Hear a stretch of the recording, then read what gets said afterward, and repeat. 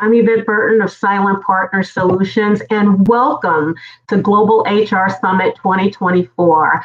I want to begin by thanking Creamice for bringing attention to global innovative approaches that underscore HR's role as a business leader, but more importantly, their leadership in reimagining the critical role of people in the advancement of AI solutions in the workplace, which is our topic for today, really exploring why is it that human-centric design thinking has been an effective approach for ensuring the success and minimizing the risk of AI solutions.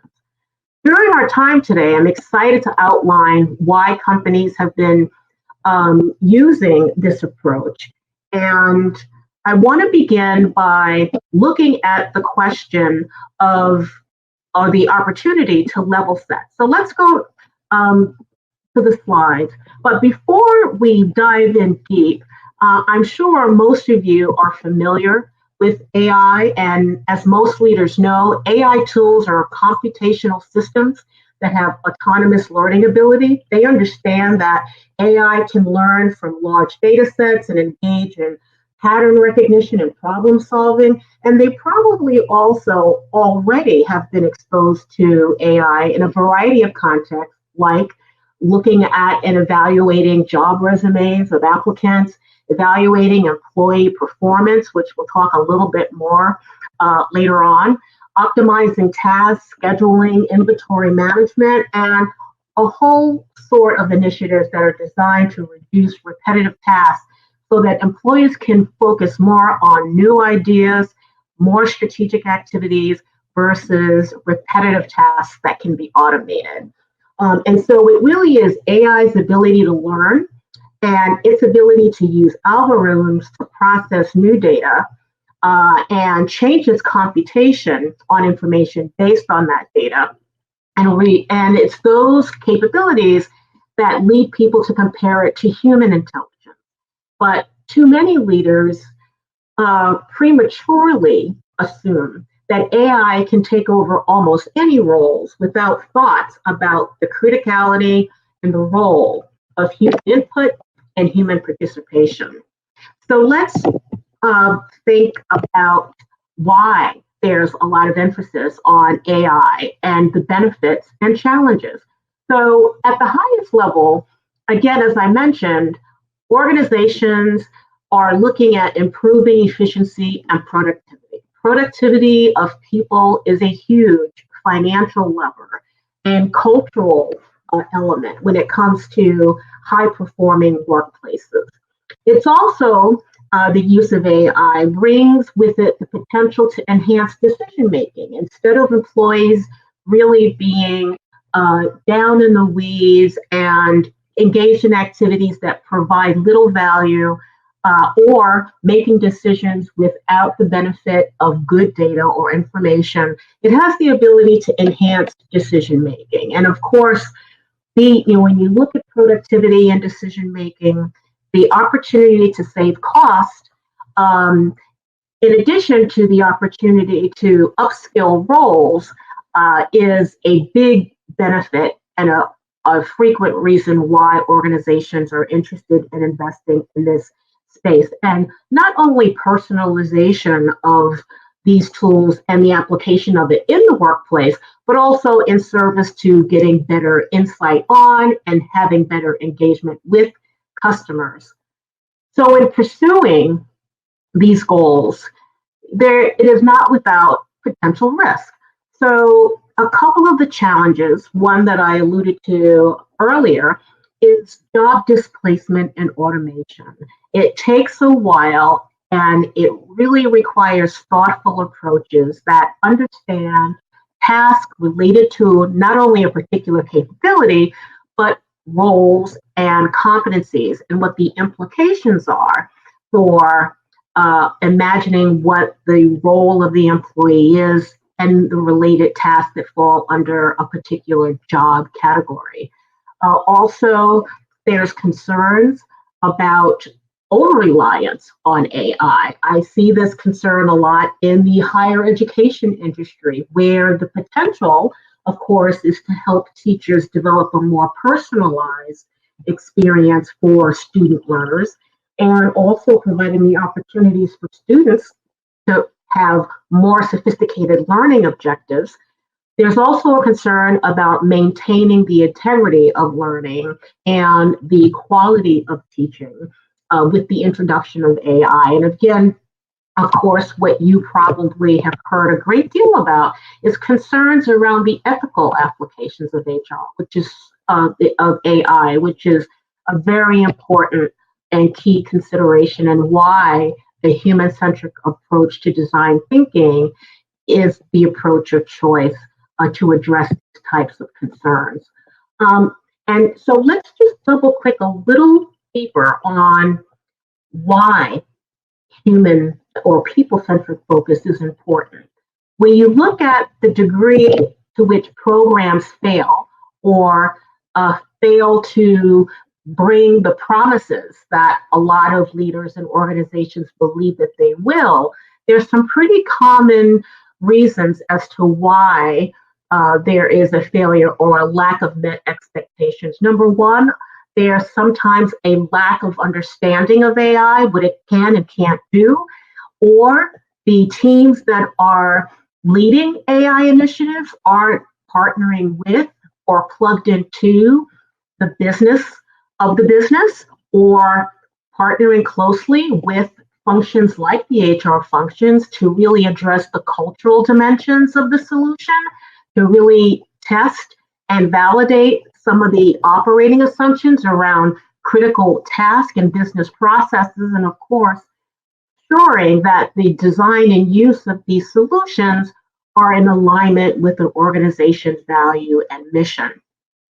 And so with a survey of about over 2,000 and some odd global companies, those areas tend to be the areas that position AI projects at most risk.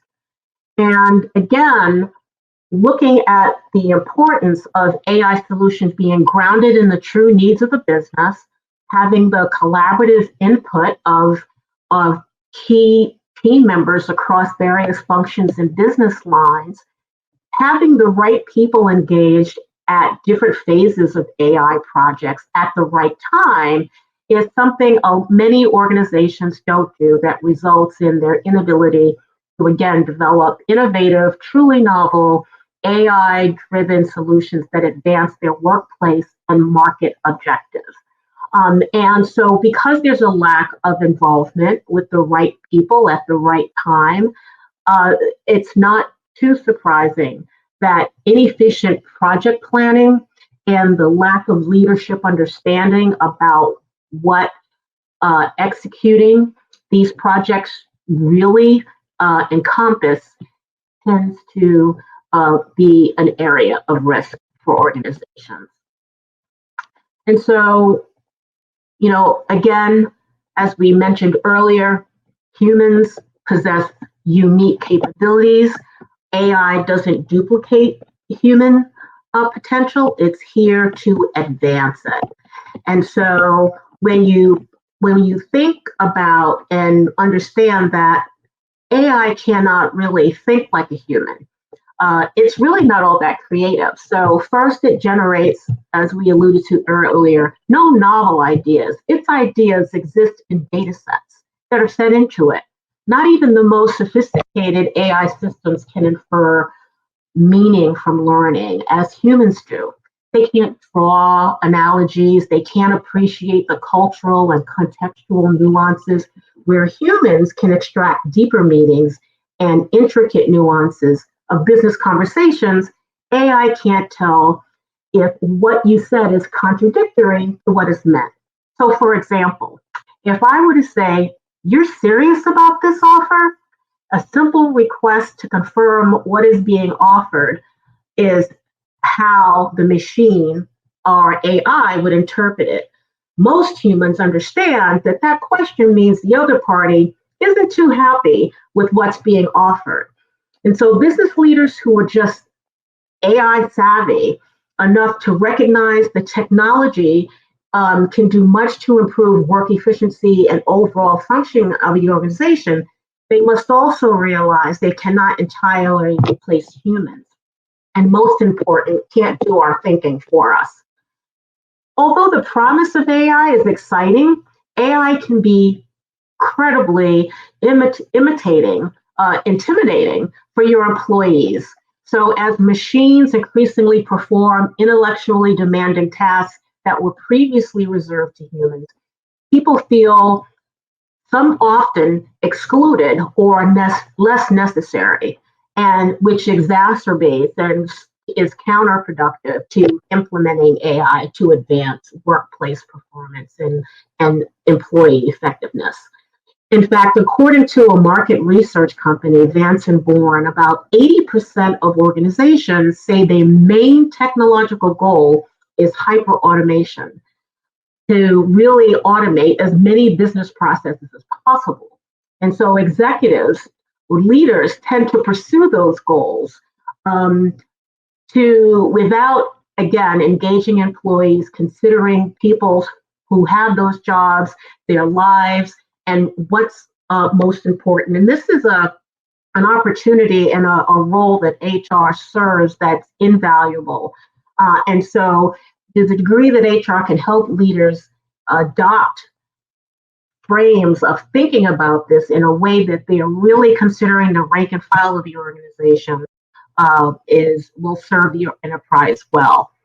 Inclusive models of engagement. When employees are excluded again from the process, they become adverse to working with AI and won't truly develop trust in its capabilities, and even resisting the positive changes that can come from it. Nonetheless, if done correctly, which is why we're going to review the human-centric design thinking model in a moment, human AI collaborations can present the most promising ways of working. It may not always be the fastest and the cheapest and easiest to introduce AI and to facilitate human collaboration, but the return on investment, the reduction in unforced errors makes it worthwhile the time of thinking through not only stakeholder management, but what are the critical skills and perspectives that need to be incorporated for a given solution. So we mentioned design thinking, human-centric design thinking, and sometimes people automatically associate this with products or technology. And I wanted just to provide a definition of human-centered design that enforces that it's not only a powerful tool for information, it provides a great process for creative problem solving. And we're not talking about some inconsistent, soft idea. We're looking at an approach that's formal, has steps, rules, and conventions and best practices that are proven to work across many industries and levels of the organization and demographics.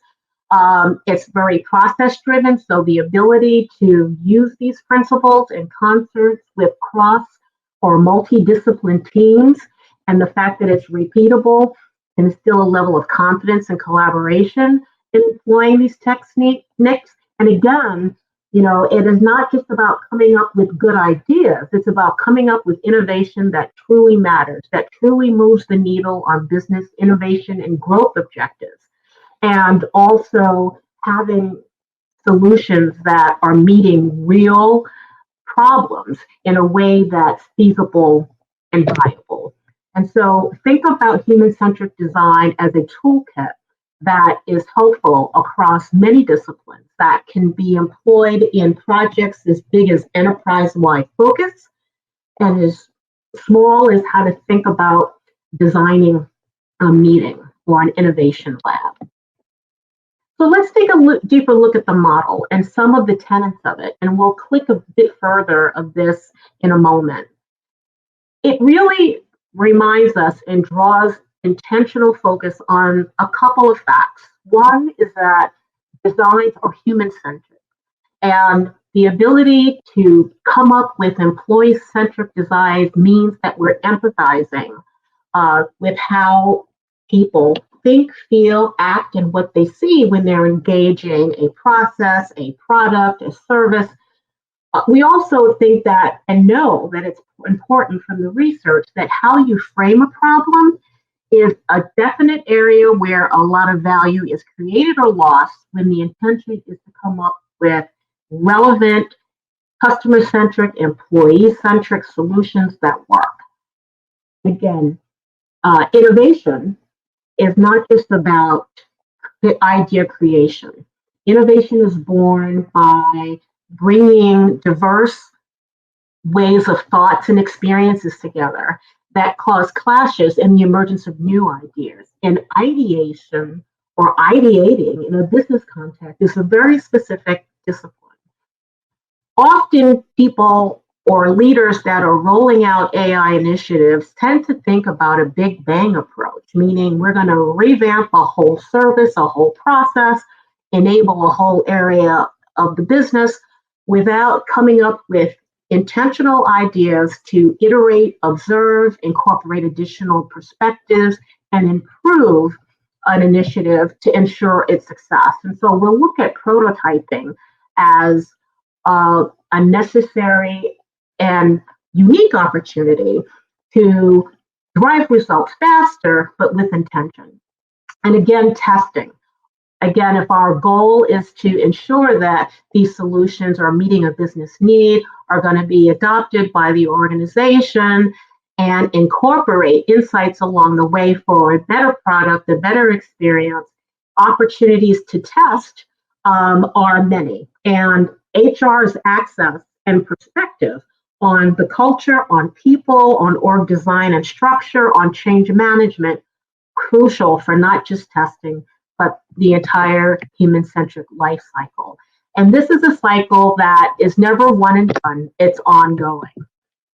So let's look closer at empathy. We mentioned that it's important to have an empathetic lens when you're thinking about solutions and having particular stakeholders or personas in mind, and really not looking at the benefit of that tool for the organization, but the experience with that tool, with that process, with that service, with different stakeholders. So if you're thinking about recruitment, of course, you're not thinking just at the ability of a tool to review resumes faster. You're thinking about how are you creating experiences for candidates and managing to the brand of the organization in a way that accounts for how people think, feel, and act. And how are you designing the solution in a way that's reducing fear and pain and increasing gain? And so in performance management, coaching, and the use of AI is one example where organizations that have been able to leverage AI in coaching employees real time, providing feedback to supervisors on how they can provide more actionable feedback. Instead of having to take these employees out of their work environment or having an experience that's general for all supervisors, AI nudges can allow for employees to have a much more customized experience and to get much more accurate insight on where certain performance gaps may exist, and helping supervisors to provide timely feedback, which is the holy grail of performance management strategies, helping them become better managers and leading results through people, which is something that's often difficult to do at scale. We mentioned that, again, defining the solution is an important step. And we also that is often a place of creating value or destroying it. And so it's at the highest level, you can imagine why not having the right people at the table or having the right perspective of the users would lead to diminished return on an AI project. But believe it or not, and what is a surprise for many, is that most of the value and failure isn't attributed to causes that are after creation and launch.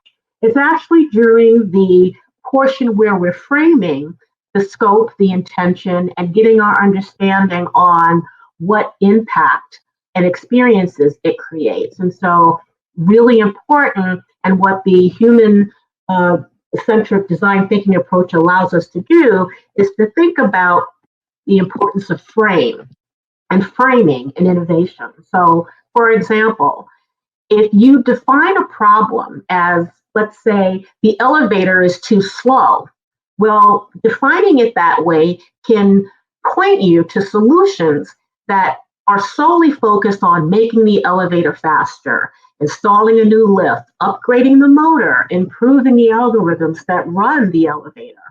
But let's say that we take using our empathetic frame and insights from users, whether they be consumers or employees, that the problem is that the wait is too long. Then we are brought into the frame where we are looking from the shoes or the lens of the user, and we want to focus and can define the problem as making the wait shorter. And we can look at changing the environment, playing music, putting up mirrors, adding sanitizers as something to be used. Redefining and reframing the problem as well as the solution is often an overlooked opportunity for impactful AI solutions.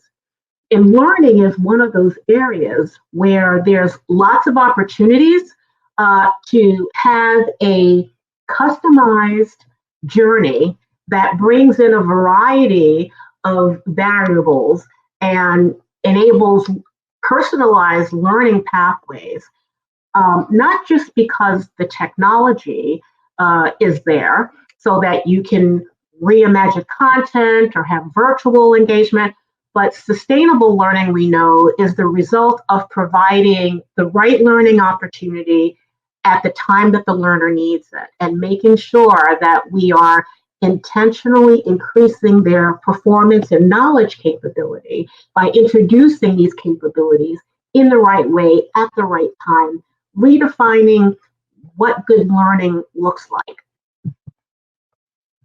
We mentioned ideation, and of course it's key to unlocking AI's potential. And again, there's often a lot of focus on the technical prowess of AI and our ability to use it to meet human needs. And again, we should begin and have more focus on identifying, understanding, and managing those human needs. And so when we look at how organizations tend to struggle when they either have a lack of imagination about what a solution should be, could be, and what its performance is designed to do, there is often a chasm between, let's look at two functions. You'll look at IT or the technical or digital parts of the organization, where designers are more focused on conceptualizing the features or the capabilities of a tool versus partnering, for example, closely with HR, business partners, or line executives in really validating and testing the degree to which a solution is going to meet a specific need and what needs to be managed in order to realize its benefits. I mentioned prototyping and AI-enabled process design and prototyping. The two go hand in hand, and I wanted to point out, an example when we look at AI and HR tends to be one of the areas where, when you ask companies and leaders their goal for use of generative AI, they're really looking at improving efficiency, improving employee experience, and that means process reengineering. And we've already talked about why incrementalism is a better way to get data-driven insights into the development of a solution and ensuring its success. When you think about process re-engineering and the role that AI plays, it's focused on automating and augmenting what humans do. And instead of the big bang approach, as we mentioned earlier, prototyping is a way to quickly create a working model, whether that be a product, a process, a service, and to test various parts of the design and its features, and to gather early feedback from its users to improve and inform its design and its efficacy. And so prototyping, rapid prototyping is used because it's a critical part of the system design process. And rapid prototyping, or showing your work early, may be a challenge to different organizations or teams because they're not comfortable making mistakes or showing work that isn't 100% completed. But investing in those capabilities can help teams advance confidently, collaboratively, and in an insight-driven manner, and with the frame of taking gaps in performance and expectation as opportunities for growth as opposed to evidence of failure. And iterate. Again, the tech industry is really good with leveraging this philosophy of test and iterate. You'll see it in something as common as Apple launching new products. Sometimes it's version 0.10, and then it's 1.5 and 2.0 and 2.5. And so iteration is great. And the degree to which we can build that in intentionally into how we think about not only designing, but rolling out different solutions will serve the organization well. And so I hope that has been a quick but helpful peek into ways to think about leveraging human-centric design thinking in both conceptualizing AI projects, but also managing their deployment. I think there's lots of opportunities for HR to leverage the various expertise, whether it be the HRBPs, talent management, organization design, change management, learning and development, leadership development. There's a critical need for these leaders and practitioners to be front and center. And remember, you don't have to be an expert in AI. You come with vast knowledge about the organization and its people and its goals, and it's an opportunity for you not just to figure out how to manage a future that's going to be, it's an opportunity for you to create the future that you can imagine. So with that, happy innovating and enjoy the rest of Global HR Summit 2024.